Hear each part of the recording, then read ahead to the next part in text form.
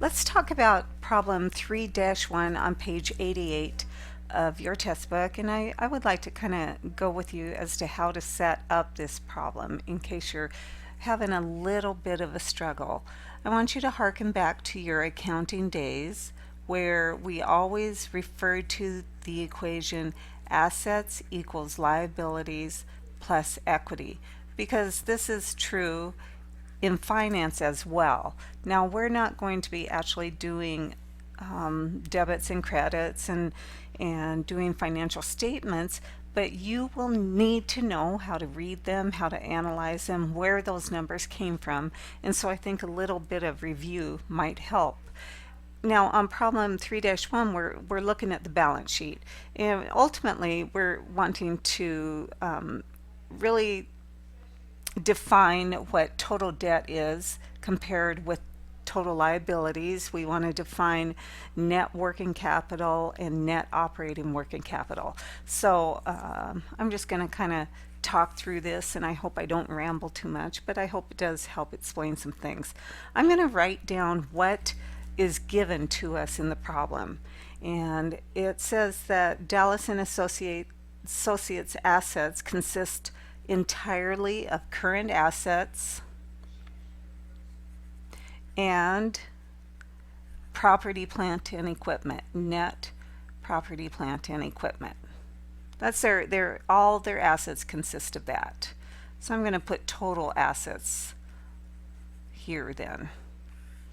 So that's the asset side of my balance sheet. And then I have, it also gives us the amount of total assets I see of 2.5 million, and it tells us our net PP&E of 2 million. Okay, let's see what else does it give us. It says it has notes payable of 150,000, so those are in the liabilities. We have notes payable of 150,000, and we have long-term debt of 750,000. Now, because of the way this is worded, we can assume those notes payables are, the notes payable is current. They're doing the current accounting cycle because they separate those notes out from, well, Karen, get it. Separate the notes from the long-term debt. I want a thinner pen there. Long-term debt of 750,000. Okay, so what else does it say? In total common equities, I'm going to write that down. So we have total common equity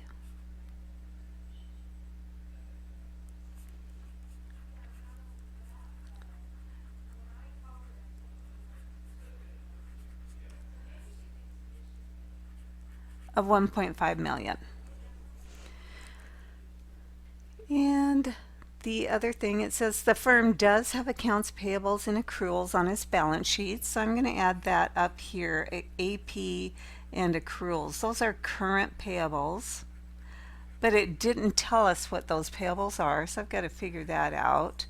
I've got to figure current assets out as well. And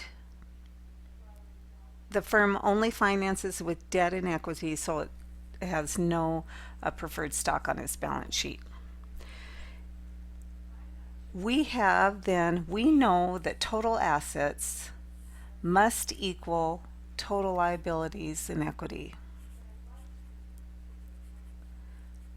So anything that we're missing on this side, we're going to have to make sure it comes up to 2.5 million because our accounting equation has to stay in balance.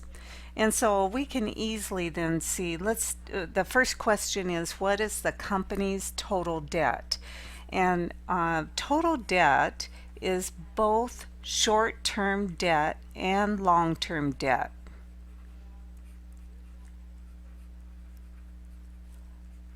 Now, what I want to differentiate here is that debt accounts payable is not considered debt.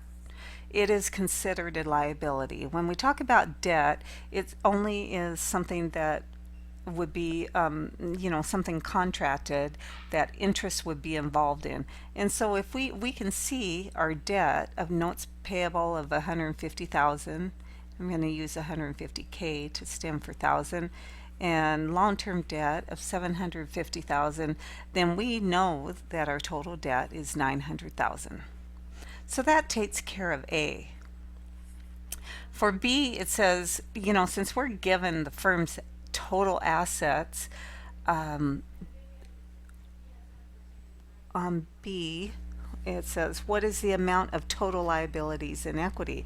So they're asking, what is that amount? And I guess I've already, kind of written that in, that I could tell since I had total assets of 2.5 million, then my total liabilities in equity is 2.5 million as well. So we've already answered B of 2.5 million.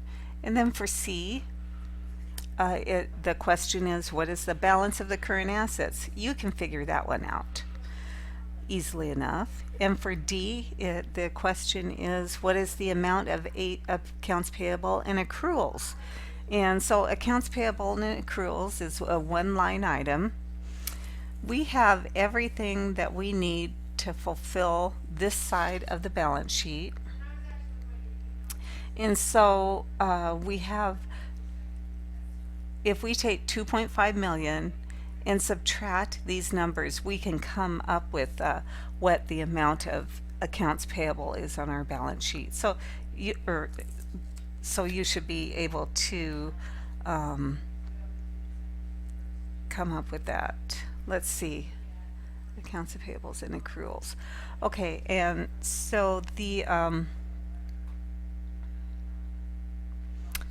on E, the question is, no, I'm sorry, that's, I kind of goofed up. On D, it says, what's the balance of current liabilities?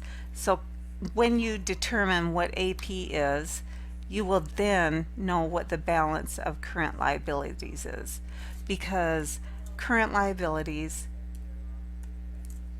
needs to be separated out from long-term liabilities. So you can figure out what current liabilities are,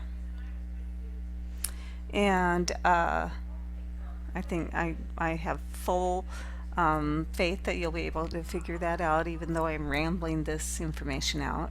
And then for E, I kind of mixed up D and E, so you can see what the difference is there. But you want to be sure that you have a clear idea of current assets and current liabilities, because you will need these items to calculate F and G. F is net working capital, and as you know, net working capital just equals current assets minus current liabilities. That's your net working capital. And for G, there's a difference between net working capital and net operating working capital, or NOWAC.